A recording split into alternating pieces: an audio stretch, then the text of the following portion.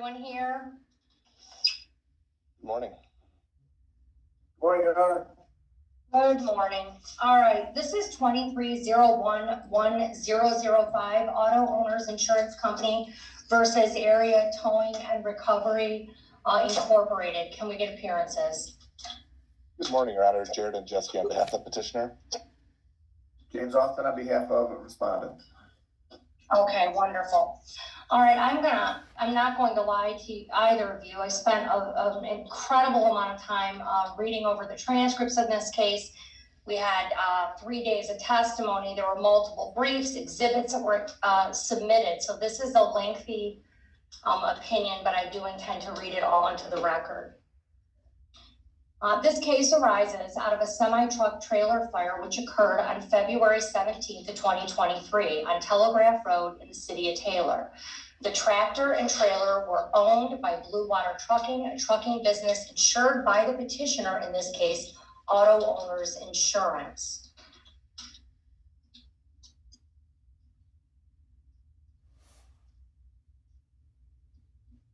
The driver was able to disconnect the tractor from the trailer and move it away from the fire, resulting in no damage to the tractor.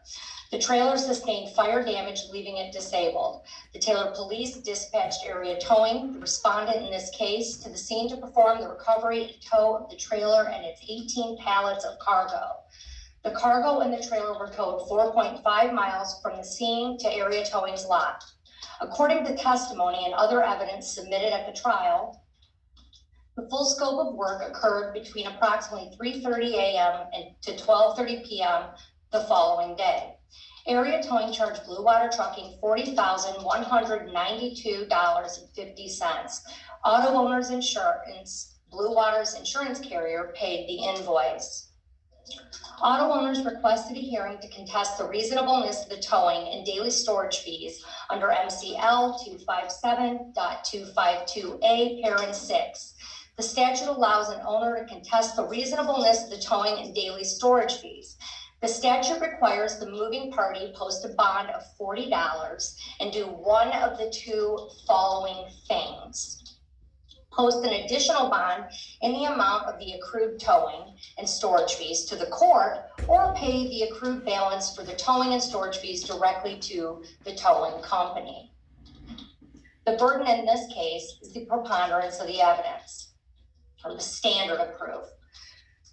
The first dispute between the parties is which party has the burden of proof to establish the reasonableness or unreasonableness of Area Towing's fees.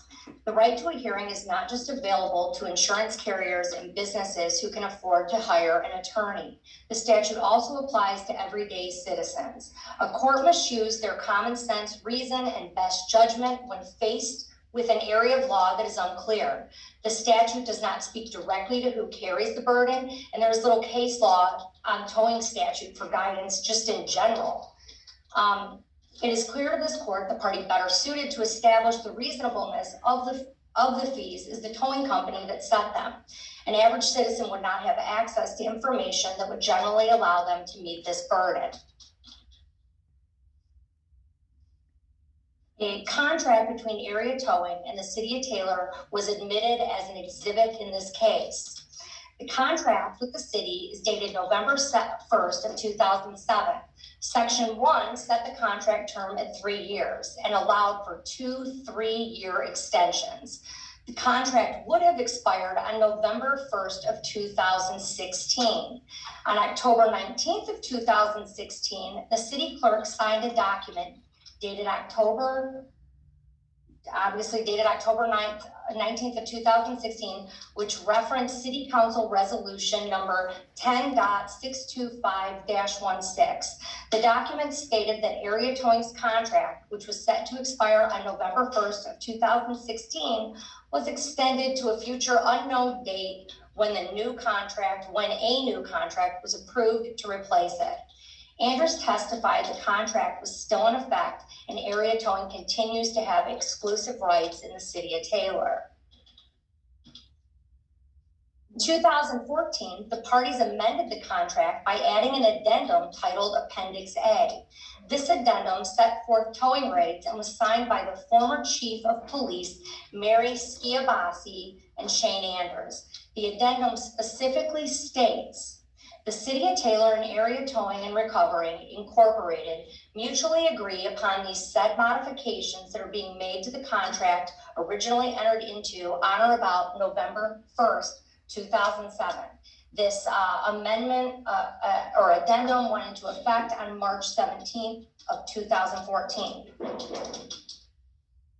Section 3 of the contract, titled Towing and Storage Fees, references the fee schedule in Appendix A and provides a formula to determine rate increases throughout the years. Specifically, the contract allows increases of no more than the Consumer Price Index for the City of Detroit for each particular year.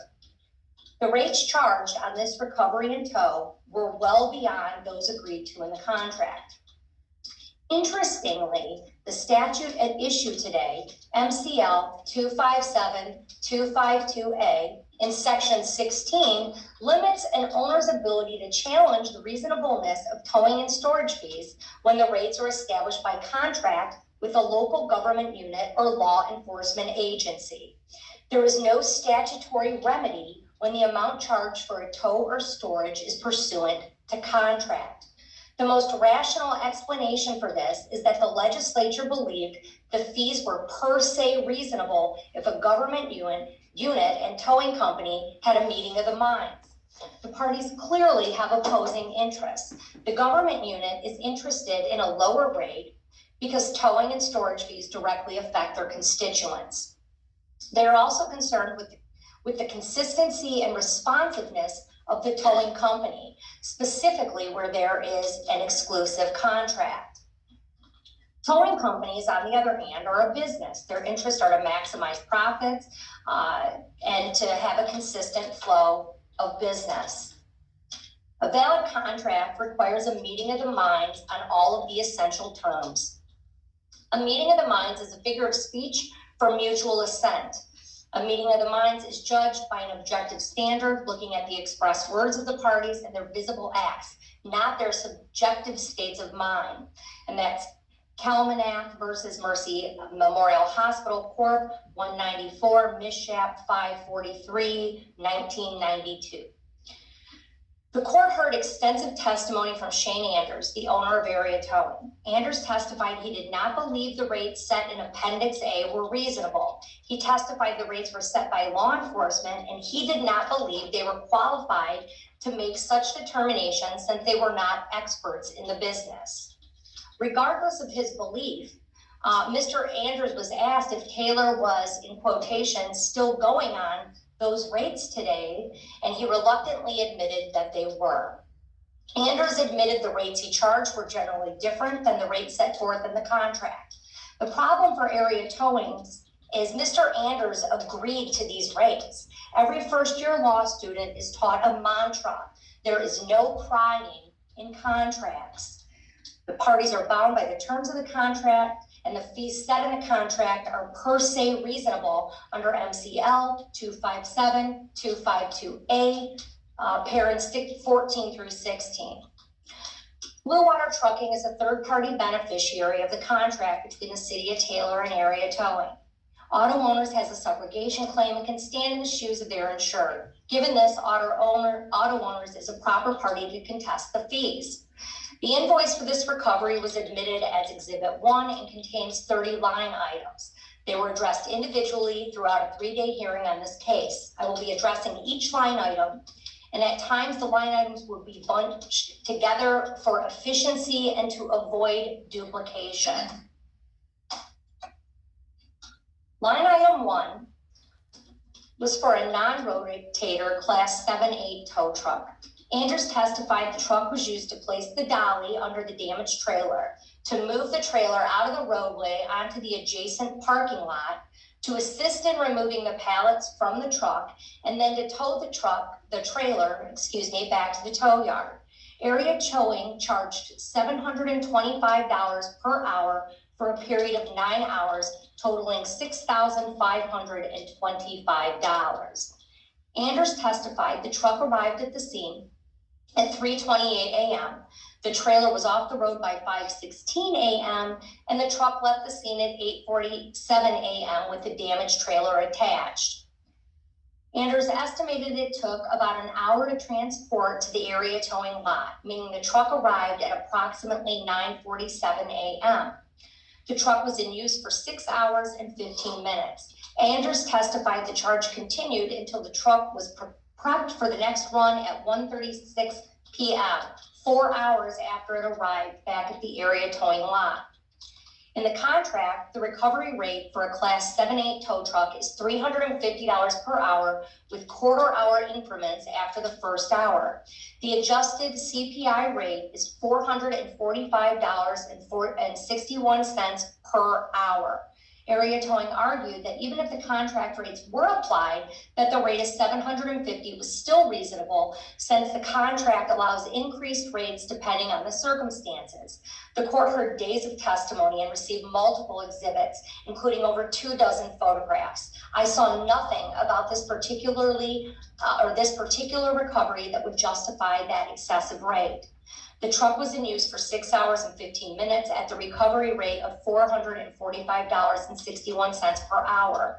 That total for line item 1 is $2,785.06. With respect to line item 2, which was for the use of a light tower at the scene for 3 hours at $250 per hour. The contract allows charges if additional equipment is needed, but does not set prices. Mr. Anders testified to the value of the light tower and the factors that went into the price determination. The facts and photographs make it obvious to this court that a light tower was necessary equipment. The recovery occurred on Telegraph Road at 3:30 in the morning. Given all of this, the charge of $750 is reasonable and will stand. With respects to line 4, 5, and 6, a skid steer was brought to the scene so the cargo in the trailer could be removed, placed onto tow trucks, and then unloaded into a staging area at area towing. The skid steer was in use for 8 hours.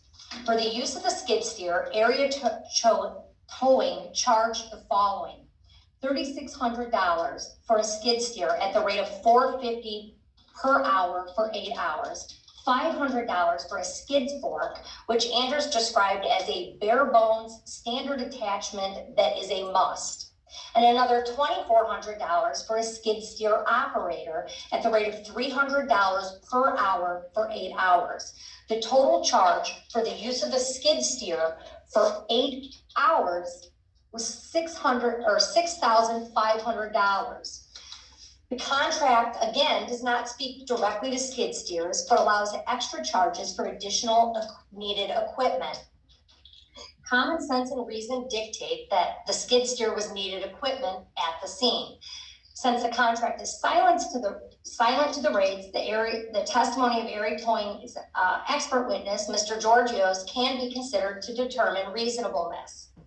Mr. Georgios specifically testified he does not charge for the operator or the fork when renting out a skid steer.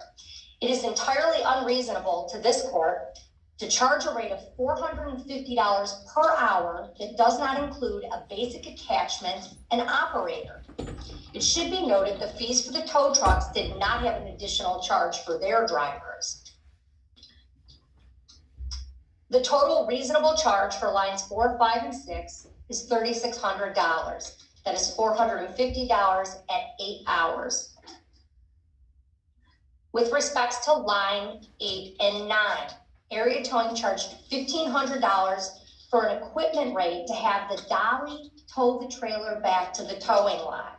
Anders testifies he used this flat rate for the equipment because if charged hourly, it would exceed the cost of the equipment.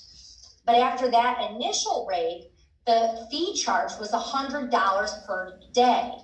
This is essentially double dipping. A reasonable fee, according to area towing's own billing, is $100 per day. The total amount due for lines 8 and 9 is $500.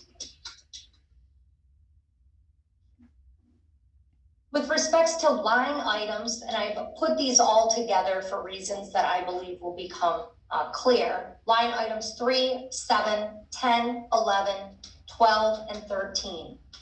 Line item 3 is a charge for the delivery of the skid steer. Area towing charged $225 per hour for 8 hours for this delivery, totaling $1,800. Line item 7 was a charge for the delivery of the dolly to the scene. The charge for this was $225 per hour for 9 hours for a total of $2,025. To summarize, area towing charged $3,825 to have 2 pieces of equipment transported 4.5 miles to the scene. Anders initially testified the trucks were assigned to the scene and may have been needed, so they were kept there despite serving no purpose. Line items 10, 11, 12, and 13 were charges for 4 trucks used to transport the 18 pallets of cargo to the area towing lot. Each of the trucks was billed at $325 per hour for varying hours. In line 10, the truck was billed for 10 hours. Line 11 was billed for 9. Line 12 was billed for 5.5 hours, and line 13 was billed for 3 hours. The total amount of area towing billed is for 27.5 hours at a rate of $325 per hour for a total of $8,937.50 to move 18 pallets 4.5 miles. These charges were particularly confusing to this court since the photographs of the scene never showed more than 3 area towing trucks present. Anders admitted during cross-examination that there were billing errors and credits were due to auto owners since the truck that delivered the dolly was also used to transport cargo back to the lot. The photographs of the truck that brought the skid steer are identical to photos of a truck loaded with pallets. It is clear to this court that area towing double billed for these trucks. Anders testified he billed on the class of truck he sends on a call instead of the class of the vehicle being towed, contrary to the language and intent of the contract. However, there was little to no evidence admitted regarding the weight of the pallets, skid steer, or trailer dolly, and the court cannot guess. Area towing billed for a class 5-6 for the cargo transport. This court finds the following a reasonable fee for the 2 trucks that were photographed on scene, bringing the dolly and skid steer to the scene and then transporting cargo to the lot. Each of these trucks will be billed at a class 5-6 recovery rate set in the contract at $350.12 per hour. That is the adjusted CPI rate. The trucks will be billed at 10 hours and 9 hours. The total amount for lines 3, 7, 10, 11, and 12, 11, 12, and 13 is $6,652.28. With respect to line 14, area towing charged $3,000 for a site supervisor to be on scene. The rate was $325 per hour for 8 hours. There is nothing in the contract about a site supervisor. The exception language for additional charges in the contract is for equipment, not personnel. The contract lists the labor rate at $120.95. That is the adjusted rate for the CPI. Therefore, the cost for the site supervisor is $120.95 times 8 for a total of $967.60. Line items 15, 16, and 17 were for additional laborers. Area towing billed for 3 workers who offloaded the cargo at the area towing lot. This was billed 4 hours per worker at the rate of $175 per hour for a total of $2,100. The contract sets the labor rate at $120.95. Again, the adjusted CPI rate. This brings the total for lines 14, 15, and 16 to $1,451.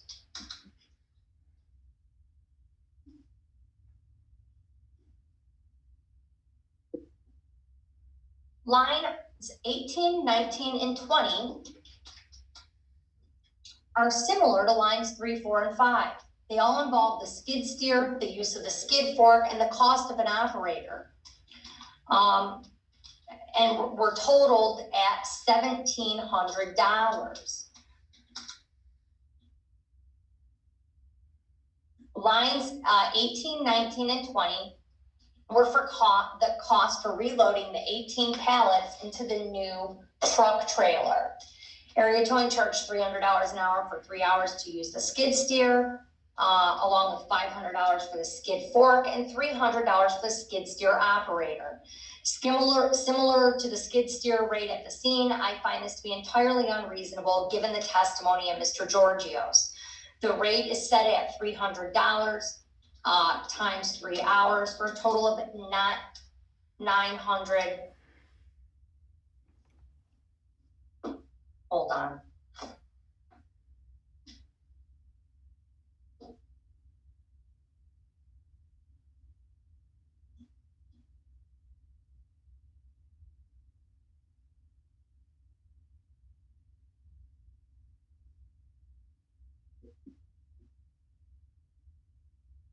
Yeah, I'm sorry, for a total of $900.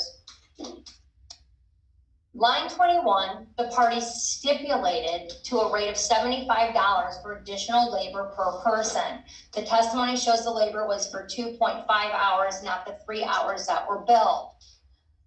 The total for line 21 is $187.50. In line 22, the parties stipulated to the rate of $80 for an equipment strap, and that stipulation will stand. Line 23 and line 24 were for the transport of a damaged trailer back to Blue Water. Area Towing billed 2 hours at $505 per hour for the total Blue Water, and an additional 2 hours at $175 for the flatbed rate to return the dolly to Area Towing. Both charges should have been at the tow rate, not at the recovery rate. For line 23, it was 2 hours at $318.29, which is a total of $636.58. On line 24, it was 2 hours at the rate of $190.97, which was $381.94 total. Area Towing charged in line 29 for 21 days of storage at the rate of $150 per day for a total of $3,150. The maximum rate allowed by the contract with the CPI adjustment is $44.56 per day. That's 21 days at the contractual rate would be $935.76. Lastly, in line 30, there is a stipulation to $40 for the Secretary of State fee. In closing, I will say what concerns this court so much about this case is the hurdles one must jump to have a court determine reasonableness of towing fees. The statute requires the movant to post a $40 bond plus the amount of accrued towing and storage fees to request a hearing. In Knoll v. Ritzler, 317 Mishat 506, 2016, the court held the posting of the bond and accrued towing and storage fees were mandatory.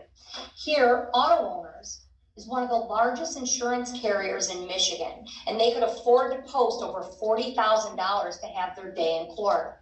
Taylor is a working class city, and not many residents would be able to post even a portion of that amount to have their day in court. With this being the case, what is their remedy, and how are their grievances addressed? Given the aforementioned, the total amount, reasonable amount for the bill for the services provided by Area Towing is $19,868.12. And Auto Owners is entitled to a refund in the amount of $20,324.38. $0.38. The court will issue a written order for the parties by tomorrow morning, and I can only presume that one or both of you will be requesting a copy of today's transcript. Is there anything further? Nothing for petitioner, Your Honor. Thank you. Seeing none? I don't know, Okay. Jim froze, or Mr. Austin, is there anything else you would need to place on the record? Sorry, nothing, sorry, no, but thank you for taking the time to put so much into this. All right, well, thank And I you. know you're appreciating that we're both filing briefs on the next case now, today. Oh, goody. Okay. All right, well, I think that the court has made clear where the parties should be focusing. So, we're all set for the day. Thank you for attending.